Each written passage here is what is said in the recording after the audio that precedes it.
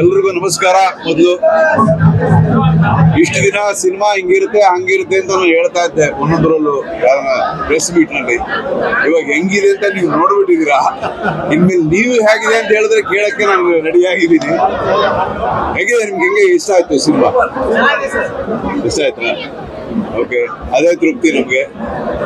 So ಜನಗಳಿಗೆ ಒಬ್ಬ director ಕಥೆನೋ ಅಥವಾ ಆರ್ಟಿಸ್ಟ್ಗಳ ಒಂದು ಪರ್ಫಾರ್ಮೆನ್ಸ್ ತಗೊಂಡೋಗಿ ಸೇರಿಸೋದು ಯಾವಾಗಲೂ ನಿಮ್ಮ ಜವಾಬ್ದಾರಿ ಆಗಿರುತ್ತೆ. ಈಗ ನಿಮ್ಗೆ ಹೆಂಗೆ ಇಷ್ಟ ಆಯ್ತು, ಯಾವ ತರ ಅದು ಜನಕ್ಕೆ ಸೇರಿಸೋ ಜವಾಬ್ದಾರಿ ಇವಾಗ ನಿಮ್ದಿದೆ. ನಮ್ಮ ಪಕ್ಕದಲ್ಲಿ ಇರೋರು ನಮ್ಮ ಉಪೇಂದ್ರ ಅವ್ರಿಗೆ ನಾವೆಲ್ಲ ಫ್ಯಾನ್ಸ್. ಅವ್ರ ಡೈರೆಕ್ಷನ್ಗೆ ಅವ್ರಿಗೂ ಸೊ ತುಂಬಾ ಸಂತೋಷ. ನನ್ನ ಮಗಳಿಗೆ ಒಂದು ಪ್ರೆಸೆಂಟೇಷನ್ ಕೊಡಬೇಕು ಅನ್ನೋ ತರ ಅಂದ್ಕೊಂಡು ಈ ಸಿನಿಮಾ ಮಾಡಿದೆ. ಅದಾದ್ಮೇಲೆ ಇದೊಂದು ದೊಡ್ಡ ಜವಾಬ್ದಾರಿ ಆಗೋಯ್ತು. ಜನಗಳಿಗೆ ಒಂದು ಒಳ್ಳೆ ಸಿನಿಮಾ ಕೊಡಬೇಕು, ಒಂದು ಪಾಸಿಟಿವಿಟಿ, ಒಂದು ವ್ಯಾಲ್ಯೂಸ್ ಆಫ್ ರಿಲೇಶನ್ಶಿಪ್. ಅಂದ್ರೆ ಏನೀಗ ಇಷ್ಟೊಂದು ಫಾಸ್ಟ್ ಪೇಸ್ಡ್ ಲೈಫ್ ಹೋಗ್ತಿದೆ. ಸೊ ನಾವು ಯಾವ ತರದ್ದು ಜನಗಳು ನಮ್ಮ ಪಕ್ಕದಲ್ಲೇ ಇದ್ರು ನಾವು ಅನಿಸ್ತದೆ ಮರ್ತೋಗ್ತಾ ಇರ್ತೀವಿ. ಫ್ರೆಂಡ್ಸ್ ಆಗಿರ್ಬೋದು, ಅದು ತಂದೆ ತಾಯಿ ಆಗಿರ್ಬೋದು, ಅದೇ ಮದುವೆ ಮಾಡ್ಕೊಂಡಿರೋರಾಗಿರ್ಬೋದು. ಸೊ ನಮ್ಗೆ ಗೊತ್ತಿಲ್ದಂಗೆ ಈ ಒಂದು ಫಾಸ್ಟ್ ಲೈಫ್ ನಲ್ಲಿ ಮರೆತು ಹೋಗ್ತಾ ಇರ್ತೀವಿ ನಾವು.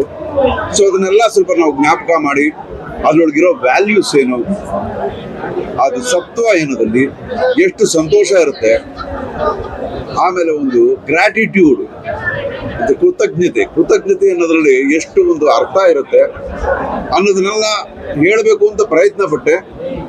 ಇವತ್ತು ನೀವೆಲ್ಲ ಸಿನಿಮಾ ನೋಡಿದಿರಾ, ನಿಮ್ಗೆ ಇಷ್ಟ ಆಯ್ತು ಅಂತ ಹೇಳಿದಾಗ ನಿಜವಾಗ್ಲೂ ತುಂಬಾ ಸಂತೋಷ ಆಗ್ತಾ ಇದೆ. ಇನ್ಮೇಲೆ ನಾನು ಕೇಳಿಸ್ಕೋತೀನಿ ಅಷ್ಟೇ.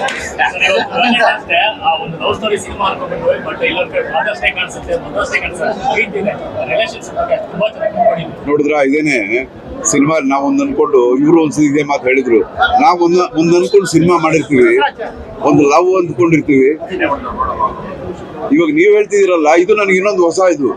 ನಾವೇನೋ ಅಂದ್ಕೊಂಡೆ ಇದು ಬರೀ ಲವ್ ಅಲ್ಲ, ಇದೊಂದು ಫಾದರ್ಸ್ ಡೇ, ಅದೊಂದು ಮದರ್ಸ್ ಡೇ ಸಿನಿಮಾ ಅಂತೆಲ್ಲ ಹೇಳಿದಾಗ, ಒಂದು ಫ್ರೆಂಡ್ಸ್ ಡೇ ಸಿನಿಮಾ ಇದು ಅಂತ ಹೇಳಿದಾಗ ತುಂಬಾನೇ ಖುಷಿ ಆಗುತ್ತೆ. ಅದು ಎಲ್ಲೋ ಒಂದು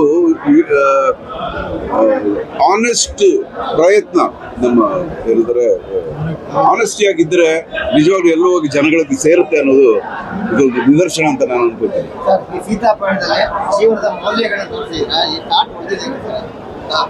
ಎಲ್ಲ ಕಡೆ ಸುಮಾರು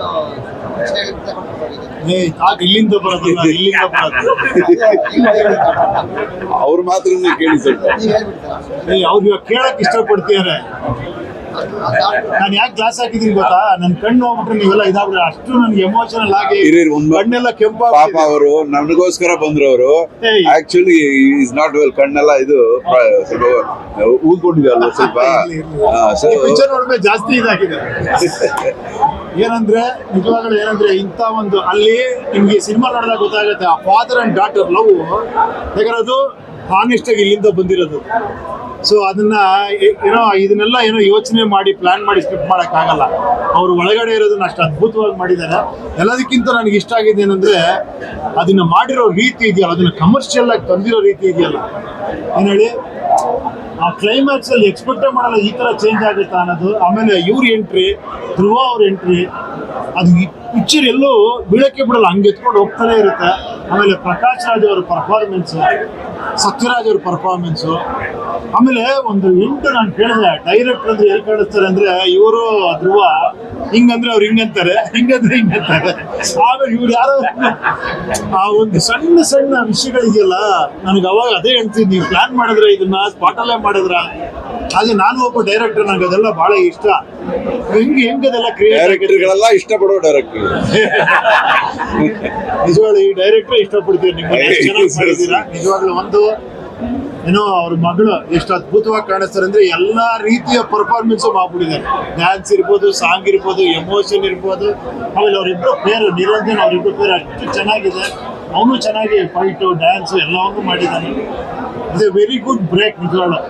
ಏನಂದ್ರೆ ನಮ್ಮ ನಿರಂಜನ್ಗೆ ಲಾಂಗ್ ಟೈಮ್ ಅವನು ತುಂಬಾ ಕಾಯ್ತಾ ಇದ್ದ, ಇಂಥ ಒಳ್ಳೆ ಇದ್ದ. ನಾನು ಹೇಳಿದೆ ಇದಕ್ಕಿಂತ ನೀನು ಇನ್ನೊಂದು ಬ್ರೇಕ್ ಸಿಗಲ್ಲಪ್ಪ, ಖಂಡಿತ ಮಾಡು. ನಾನು ಮಾಡಿದ್ರೆ ಅಲ್ಲಿ ಬರೀ ಡೈರೆಕ್ಟ್ರೇ ಕಾಣಿಸ್ತಾರೆ, ಹೀರೋಗಳು ಕಾಣಿಸಲ್ಲ. ನೀನ್ ನನ್ನ ಜೊತೆ ಮಾಡಿ ಪ್ರಯತ್ನ ಇಲ್ಲ, ಇಂಥವ್ರ ಜೊತೆ ಮಾಡಿದಾಗ ಅದೊಂದು ಅದ್ಭುತವಾದ ಒಬ್ಬ ಹೀರೋ ಕ್ರಿಯೇಟ್ ಆಗಿದೆ ನಿಜವಾಗ್ಲು. ಸೂಪರ್ ಗುರು. ನಾನು ಅದೇ ಹೇಳ್ತಾನೆ ಇರ್ತೀನಿ ಅವ್ರಿಗೆ, ಇಂಥ ಒಳ್ಳೆ ಡೈರೆಕ್ಟರ್ ಇದ್ದಾರೆ, ಅವಾಗವಾಗ ಅಟ್ಲೀಸ್ಟ್ ವರ್ಷಕ್ಕೆ 2 ವರ್ಷಕ್ಕೆ ಒಂದು ಸಿನಿಮಾನ ಮಾಡಿ. ಪಾಪ ಅವ್ರು ಆರ್ಟಿಸ್ಟ್, ಎಲ್ಲ ಲ್ಯಾಂಗ್ವೇಜ್ ಅಲ್ಲೂ ಬಿಗ್ ಸ್ಟಾರ್ ಅವರು, ಆಕ್ಷನ್ ಕಿಂಗ್. ಅವ್ರು ಹಿಂಗ್ ಬಂದ್ರೆ ಸಾಕು ಆಗಿರುತ್ತೆ. ಬಟ್ ಆದ್ರೂ ಪಾಪ ಟೈಪ್ ಮಾಡ್ಕೊಂಡು ಮಾಡ್ತಾರೆ. ಖಂಡಿತ ನೀವು ಪ್ರಾಮಿಸ್ ಮಾಡೋದ್ರೆ ಮಾಡ್ಬೇಕು, ಗ್ಯಾರಂಟಿ ಮಾಡಿ. ನಮಗೂ ಒಂದು ಹತ್ರ ಒಂದು ಸಣ್ಣ ಚಾನ್ಸ್ ಕೊಡಿ. ಎಲ್ಲ ಹಿಂಗೆ ಕೂದಲಿಟ್ಕೊಂಡು ಹಿಂಗೆ ಎಂಟರ್ ಆಗೋದು. ಈಗ ತಾನೇ ಇವ್ರ ಮಗನ ಹತ್ರನೂ ಹೇಳ್ತಾ ಇದ್ದೆ, ಇವ್ರ ಮಗ ಒಂದು ಸಿನಿಮಾ ಮಾಡ್ತಾರಲ್ಲ, ಅದ್ರ ಮುಂದೆ ಒಂದು ಸೀನ್ ಆದ್ರೂ ನಾನು ಮಾಡ್ತೀನಿ ಅಂತ ಹೇಳ್ತಿದ್ದೆ. ಸೊ ಎನಿವೇಸ್, ಜನಗಳಿಗೆ ಇಷ್ಟ ಆಯ್ತು, ನಿಮಗೆ ತುಂಬಾ ಇಷ್ಟ ಆಗಿದೆ. ಈವನ್ ತೆಲುಗು, ತಮಿಳ್, ಮಲಯಾಳಂ ಎಲ್ಲಾದ್ರಲ್ಲೂ ನನಗೆ ಫೋನ್ಸ್ ಬರ್ತಾನೆ ಇದೆ. ಎಲ್ರಿಗೂ ಇವಾಗ ನಿಮ್ಗೆ ಎಷ್ಟು ಇಷ್ಟ ಆಯ್ತು ಅಷ್ಟೇ ಅವ್ರಿಗೂ ಇಷ್ಟ ಆಗಿದೆ. ತುಂಬಾ ಒಂದು ಸಂತೋಷ. ಬಿಕಾಸ್ ಒಂದ್ಸಲಿ ನಾವು ಮೈಂಡ್ ಅಲ್ಲಿ ಏನೋ ಒಂದು ಅಂದ್ಕೊಂಡು ಕಥೆ ಮಾಡ್ತೀವಿ, ಆ ಸಿನಿಮಾ ಚೆನ್ನಾಗಿದೆ ಅಂತಂತಂದ್ರೆ ಎಷ್ಟೋ ಲಕ್ಷಾದಿ ಲಕ್ಷ ಜನಗಳ ಮೈಂಡ್ ನಾವು ಸಿಂಕ್ ಆಗಿದೀವಿ ಅಂತ ಅನ್ನೋ ಒಂದು ಫೀಲಿಂಗ್ ಅನ್ನೋದು ತುಂಬಾ. ಆಮೇಲೆ ಈಗಿನ ಸಿನಿಮಾಗಳೇನು ಫಾಸ್ಟ್ ಆಕ್ಷನ್ ಎಲ್ಲ ನೋಡಿ ಒಂದು ಕುತ್ಕೊಂಡು ನೋಡೋಣಪ್ಪ ಸಿನಿಮಾ ಅನ್ನೋ ತರ, ಇಡೀ ಫ್ಯಾಮಿಲಿ ಬಂದು ನೋಡೋ ತರ. ಆಮೇಲೆ ಅದರಲ್ಲಿ ಇಬ್ರು ಬೇರೆ ಹೋದವ್ರನ್ನ ಸೇರಿಸೋದು ಇವೆಲ್ಲ. ಈಗ ಏನಂದ್ರೆ ಈಗ ಏನೋ ಸಿವಿಲ್ ಕೋರ್ಟ್, ಕ್ರಿಮಿನಲ್ ಕೋರ್ಟ್ಗಿಂತ ಜಾಸ್ತಿ ಫ್ಯಾಮಿಲಿ ಕೋರ್ಟ್ ಅಲ್ಲಿ ಚೆನ್ನಾಗಿರ್ತಾರೆ. ಹಂಗಾಗೋಗ್ಬಿಟ್ಟಿದೆ ಡಿವೋರ್ಸ್ಗಳು. ಇಂಥ ಟೈಮಲ್ಲಿ ಇಂಥ ಒಂದು ಸಿನಿಮಾ ಕೊಟ್ಟಿರೋದು ನಿಮಗೆ ಥ್ಯಾಂಕ್ಸ್ ಹೇಳ್ಬೇಕು.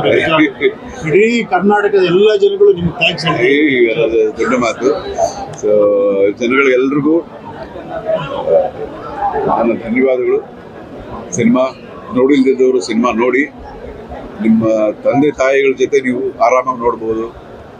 ಯಾವ ಒಂದು ಆಭಾಸವಾದ ಇಲ್ಲದ ಒಂದು ಡಬಲ್ ಮೀನಿಂಗ್ಸು ಅದೆಲ್ಲ ಏನು ಇಲ್ಲದ ಒಂದು ಕ್ಲೀನ್ ಸಿನಿಮಾ ಮಾಡಕ್ಕೆ ಪ್ರಯತ್ನ ಪಟ್ಟಿದ್ದೀನಿ.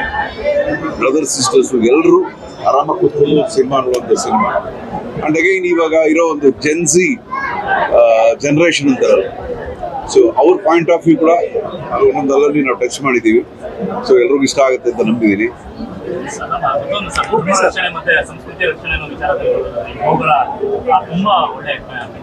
ಸೂಪರ್. ಅದು ನಮಗೆ ಪ್ರಾಣಿಗಳು ತುಂಬಾ ಇಷ್ಟ ನನಗೆ. ಅದಕ್ಕೆ ಮೊಲದ್ದು ಒಂದು ಆ ಎಪಿಸೋಡು, ಮೊಲನ ಕಾಪಾಡುವಂಥದ್ದು. ಸೊ ಪ್ರಾಣಿಗಳು ಅನ್ನೋದು ಎಲ್ಲ ಅದಕ್ಕೂ ಒಂದು ಜೀವ ಒಂದು ಇರುತ್ತೆ. ಅದು ಸೊ ನಿಜವಾಗ್ಲೂ ನಾವು ಬದುಕಿರೋದೊಂದು ಅನ್ನೋದಕ್ಕೆ ಅರ್ಥ ಏನು ಅಂತಂದ್ರೆ, ನಮ್ಮ ಸುತ್ತ ಇರೋ ಎಲ್ಲಾ ಜೀವಿಗಳ ಜೊತೆ ನಾವು ಬದುಕೋದಕ್ಕೆ, ಅದಕ್ಕೆ ಬದುಕೋದು ಅಂತ ಹೇಳೋದು ಅಂತ ಕೆಲವರು ಹೇಳಿದೀವ ಡೈಲಾಗ್ ಎಲ್ಲ. ಸೊ ಅದನ್ನ ನಾನು ನಂಬುತ್ತೀನಿ. ಆಕ್ಚುಲಿ ಸುಮ್ಮನೆ ಕತೆ ಅಂತ ಬರೋದಿಲ್ಲ, ನಾನು ನಂಬೋದನ್ನ ಹಂಗೆ ಅದನ್ನ ಕಥೆಯಾಗಿ ಮಾಡಿದ್ದೀನಿ. ಹೌದು, ನಮ್ಮ ಹತ್ರ ಹಸುಗಳಿದಾವೆ. ನಮ್ಮ ಹತ್ರ ಒಂದು 5 ಹಸು ಇದೆ, ಒಂದು 4 ನಾಯಿಗಳು ಇದಾವೆ, ಕೋತಿಗಳನ್ನ ತರಬೇಕು ಅನ್ಕೋತಾ ಇದೀವಿ. ಅದರಿಂದ ಹೇಳಿದಕ್ಕೆ ಮನೇಲಿ ಹೇಳಿದ್ರು, ನೀವೇ ಇದಿರಲ್ಲ ದೊಡ್ಡ ಕೋತಿ ಯಾಕೆ ಅಂತ.